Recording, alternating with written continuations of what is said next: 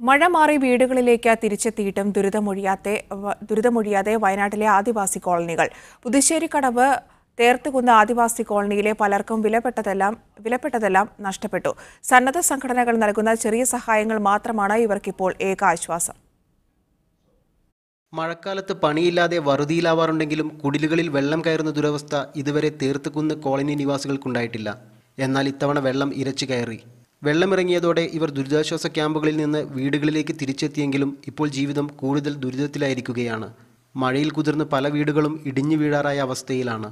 വീട് വെക്കാനുള്ള സ്ഥലം നമുക്കില്ല. അപ്പം 5 സെന്റ് മണലാണ് ഒരു ചെറിയൊരു സെട്ടും കെട്ടിയ ഒരു വീടും കിട്ടിയതാണ്.